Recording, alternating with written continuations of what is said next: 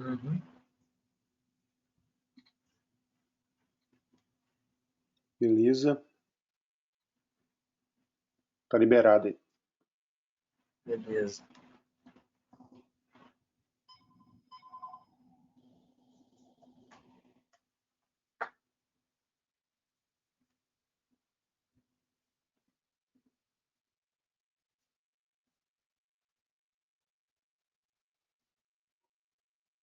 Pode começar.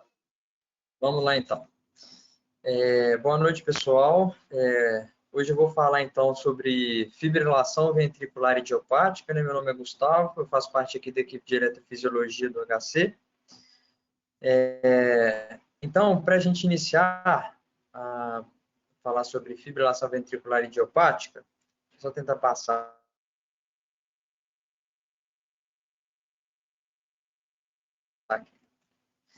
A gente vai falar sobre morte súbita cardíaca, né? Porque no contexto da FV idiopática, a morte súbita cardíaca é o evento clínico, né? Com o qual ela se manifesta. E de dados epidemiológicos, a gente tem uma estimativa que até 15%, por exemplo, dos óbitos registrados nos Estados Unidos, né, sejam nesse contexto assim, de morte súbita cardíaca. Esse dado parece ser superestimado, porque dados mais concretos apontam para uma taxa em torno de 5,6%, mas que não, né, que é considerável da mesma forma, cerca de 300 mil a 450 mil mortes no contexto, então, né, de morte súbita cardíaca. E a fibrilação ventricular é o principal ritmo, né, de parada, o principal ritmo relacionado à morte súbita. Mesmo com o aumento mais recente de PCR por AESP, bradicardia, a FV continua sendo o principal ritmo de parada. E quando a gente fala do desenvolvimento da FV, a gente pensa nos pacientes que têm substrato, né, que justificam o desenvolvimento da arritmia. Então, pacientes cardiopatas normalmente são o cenário em que essa arritmia acontece. E aí, principalmente, né, na doença isquêmica, que corrobora cerca de 40% de todos os casos, e outras cardiopatias estruturais também podem estar relacionadas. Dessa forma, a FV é vista muito como um evento previsível, né? Daí várias indicações, por exemplo, de CDI para profilaxia primária nesses diferentes contextos de cardiopatia. Pensando nisso, o evento de morte súbita cardíaca, por mais que seja dramático, o cenário desse evento num paciente jovem, com menos de 40 anos, sem cardiopatia, é ainda pior, né? Mais especial. E é nesse contexto que surge a FV idiopática. Nesse sentido, a gente tem que entender, né, todas essas patologias relacionadas para que a gente possa, de alguma forma, tentar, né, fazer uma estratificação dos pacientes que podem estar sobre esse risco. E toda morte súbita cardíaca recuperada é a oportunidade da avaliação etiológica, diagnóstica de uma cardiopatia ou outra doença subjacente que pode gerar esse evento. Aqui são um quadro só para exemplificar, né, diferentes causas que podem gerar a morte súbita cardíaca, né? Os principais são a doença isquêmica do coração e as outras cardiopatias, né? Cardiopatia hipertrófica, cardiopatia congênita, dilatada, além de outras patologias, como as doenças eletrogenéticas, síndrome de QT-longo, TV catecolaminérgica, Brugada. Então, vários cenários que podem gerar morte súbita cardíaca e também causas não cardíacas, né? TEP, intoxicação, dentre outros. Então, falando sobre a FV em si, a FV, então, a gente, né, trata ela, como eu disse, como um evento esperado, com seus fatores de risco. Com o passar da idade, vai aumentando o risco do paciente ter esse diagnóstico, pelos sintomas do paciente com angina, paciente que já infartou, são todos esses cenários que justificam essa previsibilidade de um evento arrítmico que pode acontecer. E a FV, então, né, mais conceitualmente, seria uma atividade elétrica caótica, desordenada, incapaz de manter o débito cardíaco. No entanto, a FV seria um ritmo totalmente desorganizado? Quando a gente vê um traçado eletrocardiográfico, a impressão que dá é como se houvesse uma desorganização elétrica homogênea por todo o ventrículo, né? Se é que a gente pode falar dessa forma. No entanto, né, a gente percebe, é difícil estudar, né, o mecanismo de FV por ser tão deletéria, porém por modelos animais, por modelos de tecido cardíaco fragmentado, a gente consegue perceber que a FV ela tem como se fosse drivers que mantêm a arritmia, que perpetuam a arritmia, né? E esses drivers podem ser zonas de micro-reentrada, rotores, e até mesmo zonas focais que mantêm a arritmia. E né, essa arritmia ela tem algumas fases de desenvolvimento, ela começa como uma falha telesistólica, depois uma desorganização muscular, até a FV fina, que evolui para a sistolia.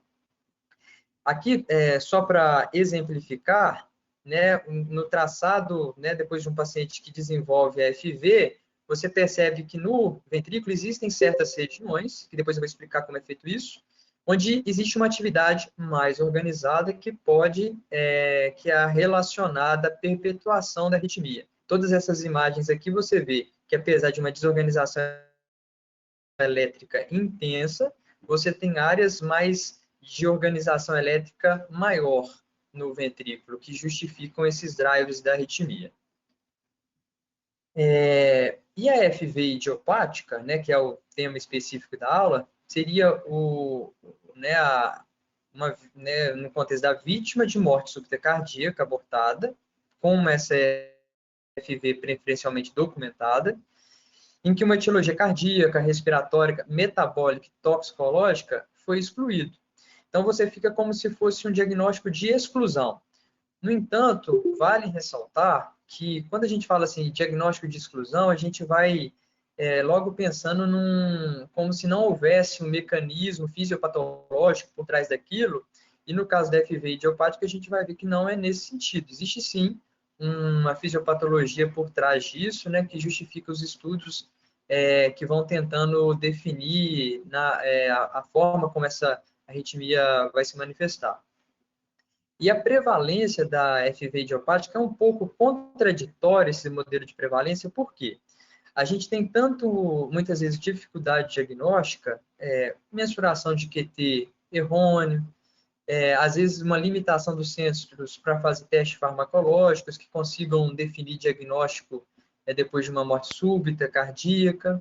Então, isso daí, muitas vezes, vai tendendo a superestimar os diagnósticos de FV idiopática. No entanto, a gente está vivendo atualmente um aumento cada vez maior, né, dos testes genéticos, do entendimento, da aplicação dos testes genéticos, exames mais profundos, estudo eletrofisiológico, mapeamento eletroanatômico. Isso tudo vai criando também a facilidade do diagnóstico mais específico dessas patologias.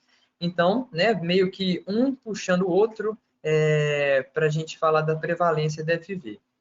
E aí a gente vai principalmente estudar nesses pacientes jovens ou que não têm uma cardiopatia estrutural. É esse o cenário da FV idiopática. E quando a gente, então, está discutindo justamente essa questão da exclusão dos diagnósticos para chegar no diagnóstico de FV idiopática, a gente, né, tem uma linha do tempo onde outros diagnósticos vão surgindo, outras entidades patológicas vão sendo definidas, e esse nicho da FV idiopática vai ficando cada vez mais restrito, né? Então, assim que a descrição de síndrome do QT longo, da TV catecolaminérgica, Brugada, QT curto, mais recentemente a definição da síndrome da repolarização precoce, vai tirando, então, diagnósticos da FV idiopática, porque essas entidades patológicas vão ter seu próprio estudo. E aí, atualmente, a gente percebe que fica basicamente a FV idiopática com um mecanismo fisiopatológico relacionado, por exemplo, com o torsade com relacionadas extracístoles ventriculares de acoplamento curto. E a gente vai falar também de algumas alterações microestruturais que são vistas em pacientes que fazem FV idiopática. E a gente também, atualmente, vem percebendo algumas prevalências de alterações genéticas nesse nicho de pacientes que foi o que, vamos falar restou, mas esse termo fica meio como aquilo que a gente conversou de como se fosse uma exclusão e não fosse uma entidade patológica específica, né? A imagem aqui ficou um pouco ruim, mas assim, então o diagnóstico da FV idiopática, depois de um evento de morte súbita cardíaca, síncope inexplicada, vem depois de um rastreio, né, diagnóstico extenso, onde você vai excluir cardiopatias estruturais de uma forma geral, né, principalmente doença isquêmica, e outras cardiopatias estruturais, lançando mão de exames de imagem, principalmente da ressonância cardíaca, eletrocardiograma de alta resolução, para a gente avaliar suspeitas de síndromes eletrogenéticas, por exemplo, teste ergométrico, e a partir daí, sobre avaliação familiar, história clínica do paciente, a gente vai ter ou não um aumento da suspeição de síndromes eletrogenéticas, que vão corroborar, por exemplo, os testes farmacológicos, né? Teste com agimalina, testes com isoprenalina, adrenalina, que vão tentar desmascarar, por exemplo, um Brugada, uma TVPC. E dessa forma, depois de feito toda essa avaliação, você não tendo um diagnóstico específico no paciente que teve FV, você coloca, então, como diagnóstico de FV idiopática. Existem os exames que são feitos de uma forma, né, de rotina, na maioria dos locais, porém, principalmente quando a gente vai discutir sobre genética, existem diferenças de serviços, porque é um assunto muito complexo realmente. Então, assim, a ressonância, o ecocardiograma, o teste ergométrico, eletrocardiograma de alta resolução, os testes farmacológicos e o estudo eletrofisiológico é o que normalmente se faz né, com mais frequência. Os testes genéticos já são, pela limitação de acesso, né, custo-efetividade, muitas vezes são mais difíceis de ser realizados e daí pode superestimar o diagnóstico da FV idiopática. Depois de feito, então, esse rastreio inicial, cerca de 56% dos casos de morte súbita cardíaca chegam a um diagnóstico específico, né? E os testes genéticos, vale a discussão, porque eles devem ser interpretados, né, por equipe especializada, né? A gente tem que pensar no custo-efetividade, porque se a gente for pensar em todo o exoma humano, assim, mais de 20 mil genes, né, podem ser rastreados, assim, né, e podem ser avaliados mutações. Destes 100 são relacionados, por exemplo, com cardiopatias e arritmias cardíacas. Mesmo assim, a gente tem um rol de genes muito grande e a avaliação indiscriminada pode chegar a variante, que a gente chama de variante de significado indeterminado, que provavelmente não manifestariam fenotipicamente nesse paciente e pode ser só um achado, né, que aí não teria relação, por exemplo, com a patologia específica do paciente. Nesse caso, vale a pena a gente discutir sobre quais exames poderiam ser realizados para o paciente, né? E na maioria das vezes o que a gente percebe é que existem, né, 4 genes principais, né, que é o KCNQ1, o KCNH2, o SN5A e as mutações da rianodina, que vão conseguir fazer diagnóstico de QT longo e TVPC, que são os mais prevalentes, né? E dessa forma você já conseguiria ter um avanço no diagnóstico, porém há de se discutir a necessidade de fazer uma avaliação maior, né, de todo esse painel genético. E a gente atualmente, por exemplo, tem tido a oportunidade, né, de fazer uma avaliação genética até no ambulatório, né, com essa possibilidade que a gente teve mais recentemente de incluir os pacientes do SUS para fazer esse rastreio.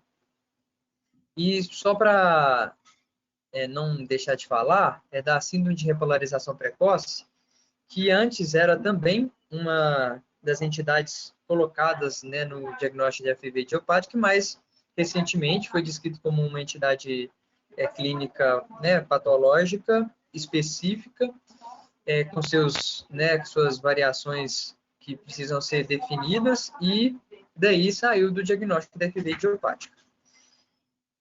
Quando a gente, então, vai falar da fisiopatologia da FV idiopática, os modelos que vão estudar esses pacientes, eles definem 2 principais manifestações.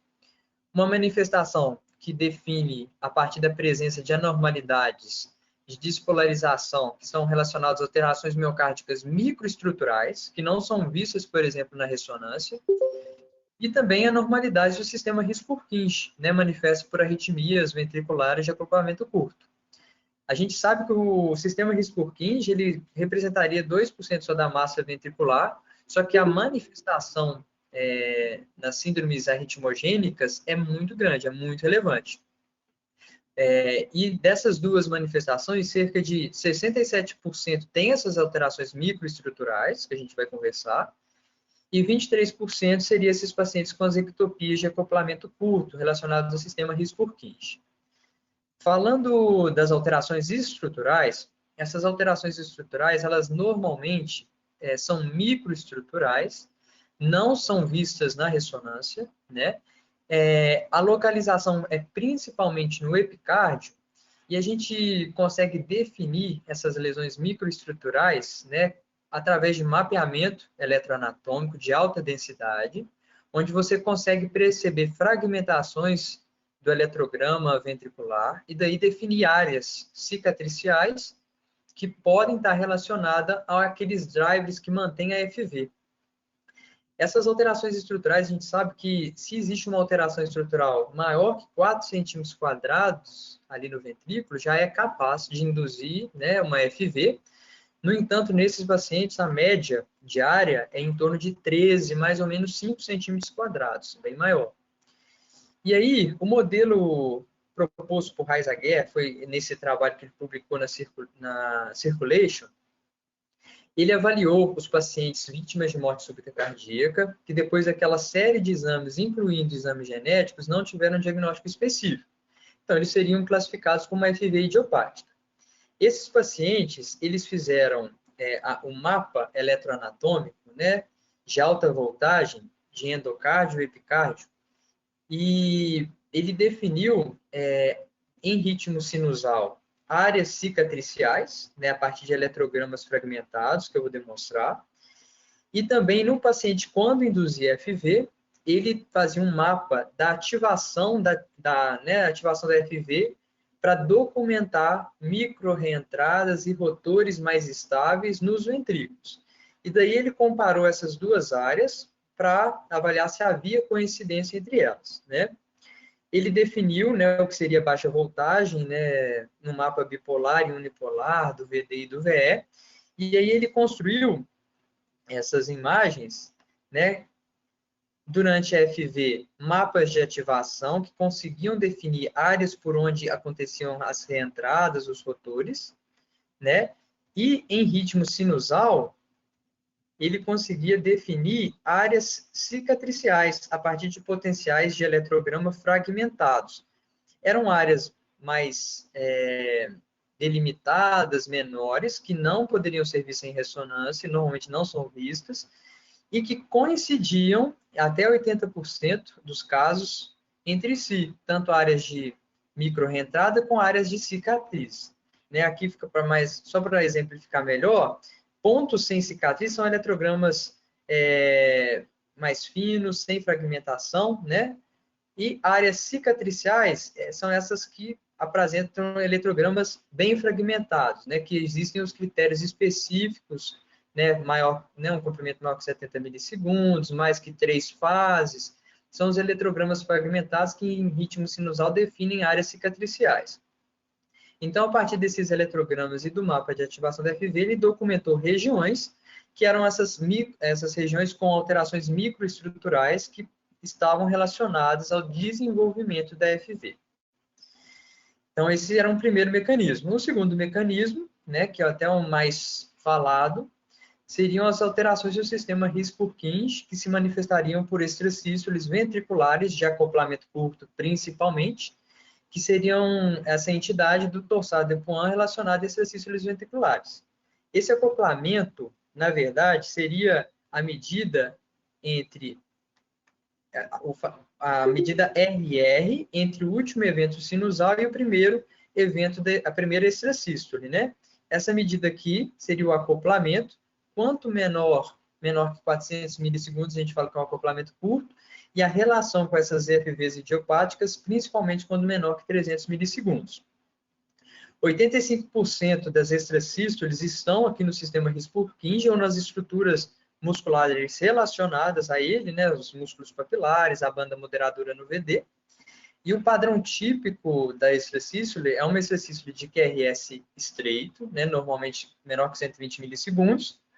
Com morfologia, quando vem do sistema de Purkinje à esquerda, BRD com desvio para a esquerda ou direita, a depender se vem da região posterior ou anterior, né, respectivamente. E quando vem à direita, morfologia de BRE com eixo para a esquerda, quase ali na região apical do VD. O padrão de acoplamento curto manifesto por extrasístoles de via de saída, que são as mais prevalentes de uma forma geral, é menos frequente. Então, a gente, né, vai entender que essas morfologias do sistema His-Purkinje são as mais relacionadas mesmo. Aqui, exemplificando as morfologias, né? Morfologia do sistema de Purkinje à esquerda, padrão de BRD com desvio do eixo para a esquerda ou desvio do eixo para a direita. E quando vem da direita, você vê um padrão de BRE com uma concordância negativa quase, né, até V5, e um eixo superior, mostrando uma região mais apical, ponta de VD. São também extrasístoles mais malignas. Durante o mapeamento, só para vocês entenderem, aqui um paciente em ritmo sinusal. No eletrograma, você vê espícula e EGM de ventrículo. Esse aqui é o ritmo sinusal. A extrasístole, ó, ela manifesta aqui por eletrograma ventricular, mas você percebe que antes existe essa espícula, que é o artefato do sistema His-Purkinje. Durante o mapeamento da extrasístole, a gente vai chegar nessa região para fazer, por exemplo, o tratamento com ablação. Só para exemplificar aqui. E a gente sabe que existe um comportamento, né, de extrasístoles mais malignas, que é aquelas que, por exemplo, têm um acoplamento menor que 400, principalmente menor que 300, QRS, né, morfologia de ramo direito com QRS menor que 140, ou morfologia de ramo esquerdo e eixo para a esquerda, né, superior, que, né, origina mais para a região apical do VD. São as extrasístoles que estão mais relacionadas à maior malignidade. E, então, o tratamento da FV idiopática, né, que está no contexto da morte súbita abortada, claro, vai englobar a profilaxia secundária com CDI, que é um consenso nos guidelines, né? E o tratamento medicamentoso, como o uso do verapamil, tem muita indicação, por exemplo, na tempestade elétrica, desse tipo de paciente, e para o controle também daquele paciente que tem choques recorrentes do CDI. Após uma morte súbita abortada, manter ele só com medicamento não é visto. Alguns centros, após a ablação, se tem definição realmente de uma ectopia presente e deflagrando a FV, se você tem segurança da eliminação dessa ectopia, você poderia, né, alguns centros acompanham pacientes, mas isso já é uma extrapolação de guideline, normalmente o CDI está indicado mesmo depois da ablação. Então, né, o tratamento também vai girar em torno de ablação com eliminação das extrasístoles e também o mapeamento de alta densidade epicárdico e endocárdico para localizar essas áreas microcicatriciais, onde a homogeneização poderia gerar o controle da arritmia também. Aqui só para mostrar para vocês, né, o consenso dos guidelines no implante do CDI no paciente que foi vítima de FV idiopática. Falando também sobre a ablação, né, classe 1, né, depois do paciente com terapias recorrentes CDI, tempestade elétrica, quando bem definido. E um outro dado é a avaliação genética desses pacientes quando há uma suspeita, né, clínica a partir da anamnese, conversa com a história familiar, da origem realmente poder ser de origem genética, então o exame poderia ser realizado, um screening genético, né? E só para concluir, né, a gente fala do prognóstico dessa entidade, a gente fala depois da FV idiopática, de uma recorrência em torno de 31% no segmento de 5 anos. Isso comparado com cardiopatia estrutural, por exemplo, é menor, porém, compara muito com a síndrome eletrogenética, Brugada, QT longo, gira em torno disso mesmo. Uma mortalidade em torno de 3,1% também em 5 anos. comparado com as cardiopatias estruturais, também tem uma maior benignidade, né?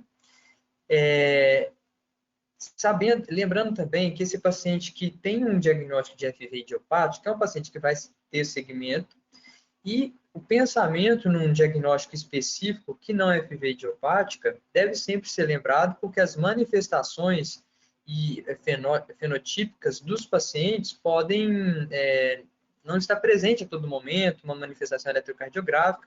Então, sempre é o momento para reorganização diagnóstica, nunca esquecer disso. E como a gente falou, né, da avaliação genética, existem cada vez mais estudos tentando relacionar, né, síndromes genéticas com esse tipo de entidade clínica, né? E séries de casos vão demonstrando algumas prevalências de mutações genéticas, mas ainda não há uma definição de genes específicos, por exemplo, que poderiam estar por trás da FV idiopática. E, por isso, né, os estudos para melhores esclarecimentos e consolidação dessa entidade como uma entidade específica, não simplesmente com, depois que excluiu tudo, aquilo que sobrou, né? A gente viu, tem um mecanismo fisiopatológico por trás disso, então os estudos vão sendo direcionados, né, para conseguir uma descrição maior, né, para a entidade e para defini-la mesmo, né, para conseguir esse diagnóstico específico. E claro, né, gente, com a evolução e tudo mais, outras síndromes, outros diagnósticos podem surgir, e aí a FV idiopática vai ficando cada vez mais exprimida, né, vamos dizer assim, dentro desse contexto daí da morte súbita cardíaca, né? Então é isso. Muito obrigado.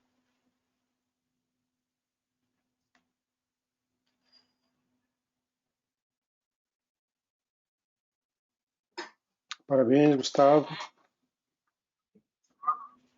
Obrigado. Vamos abrir para as perguntas aí e comentários.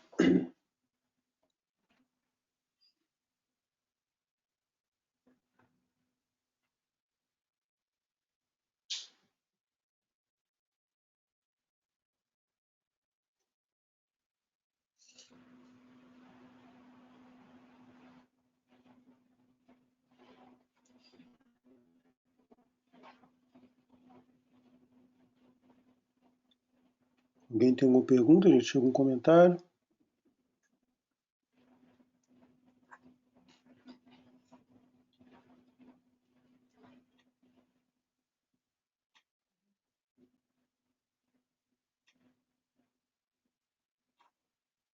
Oi, Diego.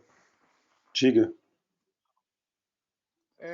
Pensando aqui nesse papel que o Gustavo falou, da gente buscar aí esses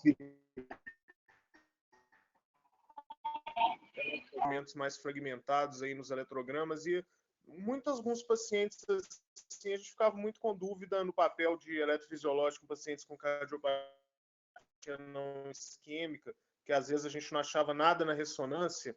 Será que aí a gente vai ficar mais liberal para indicar estudo eletrofisiológico diagnóstico nesses pacientes, para buscar essas alterações em pacientes talvez vítimas de morte súbita ou de eventos assim? O Diego, normalmente o que eles fizeram foi em protocolo de pesquisa, porque é um quase como um diagnóstico, né? Mas eles faziam um mapeamento extenso, mapeamento epicárdico, endocárdico de VE, endocárdico de VD,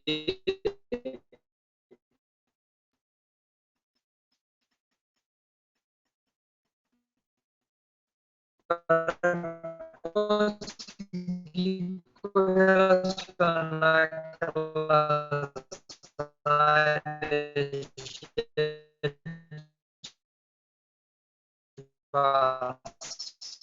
de microreentrada durante FV com alterações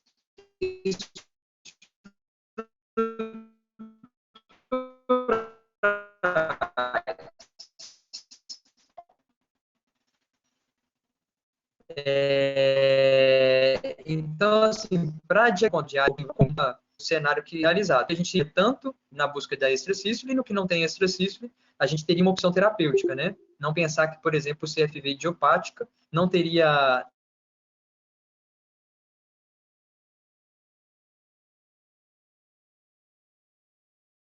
exemplo, existem outras descrições de melhor controle e tudo, mas com os estudos assim são com 23 casos, então né, a gente fica limitado para definir.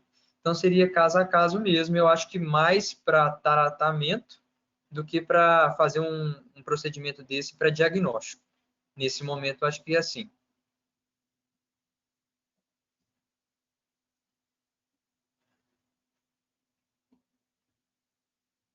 Valeu. O diagnóstico a gente continua, então, na parte bem assim, como uma coisa de exclusão, né? Mais para exclusão. O teste genético, por exemplo, fica mais para o diagnóstico das outras patologias, né? A gente sabe da prevalência de alguns genes relacionados a FIV idiopático, mas que tem um overlap, né? Genes relacionados, por exemplo, com até displasia de VD, QT longo. Então, fica difícil você fazer uma avaliação genética de diagnóstico de FIV idiopática, mas para as outras patologias mesmo, né? Mas aí você precisa de uma manifestação, muitas vezes fenotípica, para você concluir diagnóstico, senão pode ser essas variantes de significado indeterminado também. Por isso que a avaliação genética tem, né, uma avaliação mais especializada, ajuda de geneticistas, de pessoas que estão realmente nesse meio, é importante para você também não fazer um diagnóstico equivocado só por uma mutação genética, né?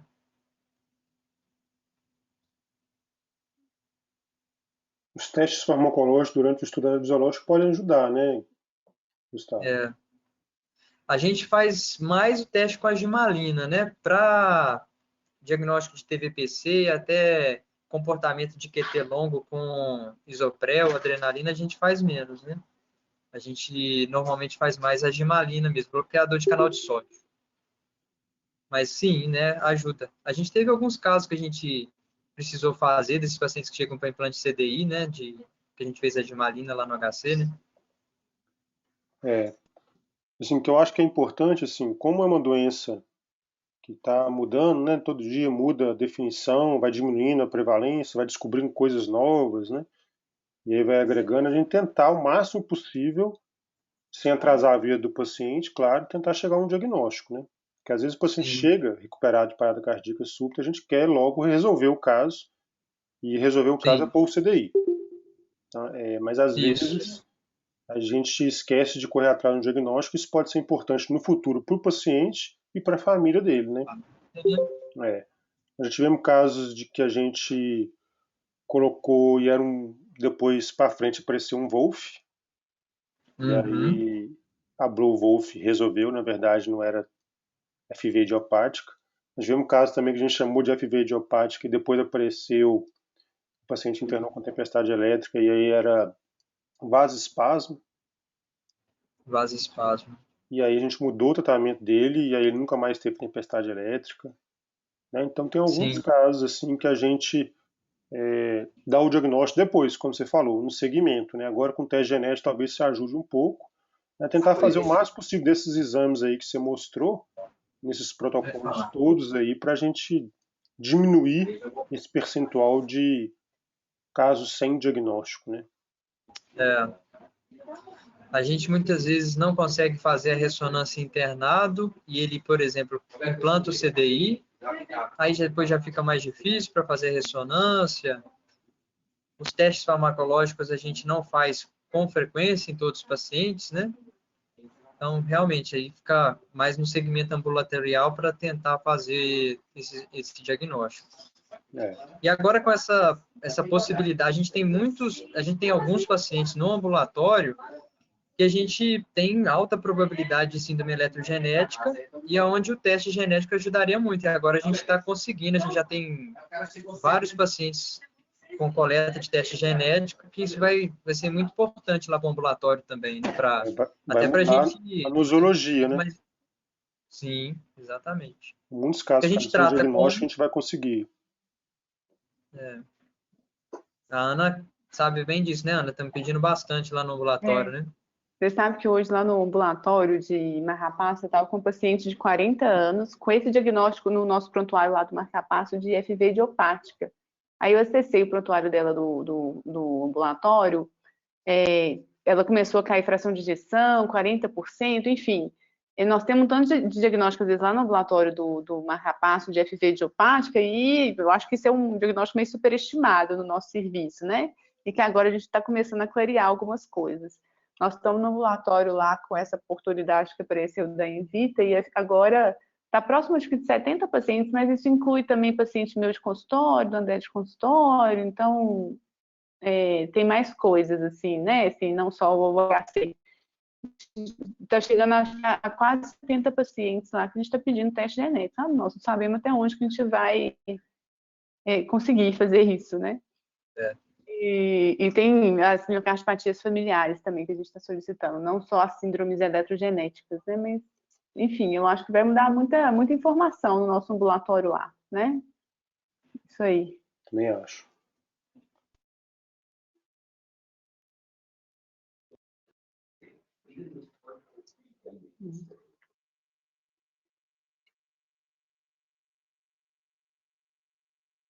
Mas alguém tem alguma pergunta?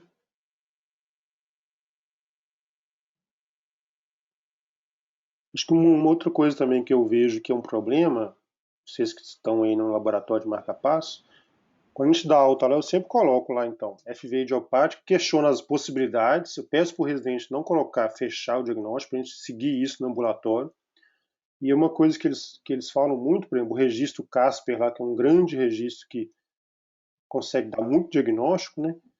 É depois que o paciente está com CDI já e acompanha e tem arritmia, o médico passar para a gente como é que foi a arritmia que deflagrou o choque, a terapia, né? Que isso às vezes vai falar para a gente que é um acoplamento curto, que foi TV, que foi FV, então às vezes essa informação se perde, né? A gente não consegue ter isso. Então a gente tem que dar um jeito de...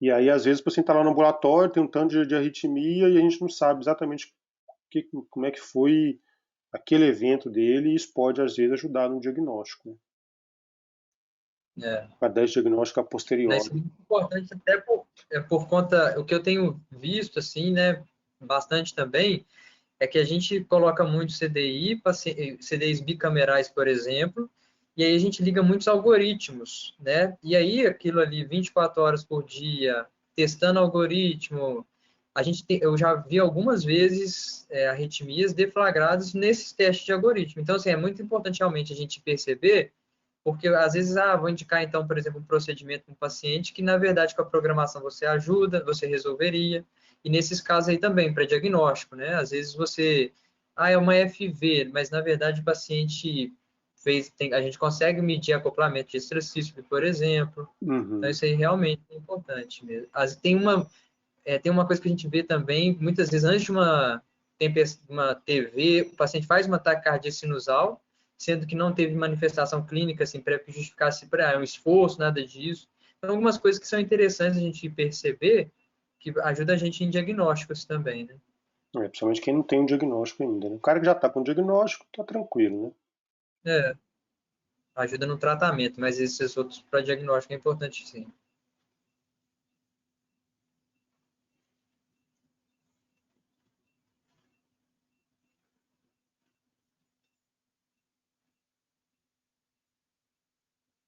Ana, mais algum comentário? Nola? Pessoal da arritmia?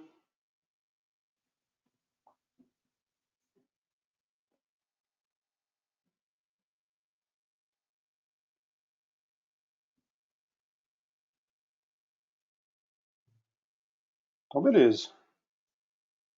Vamos encerrar, então. Valeu, Gustavo. Parabéns aí pela revisão. Boa noite, aí. pessoal. Até mais. Boa noite, turma. Até daqui a 14 dias.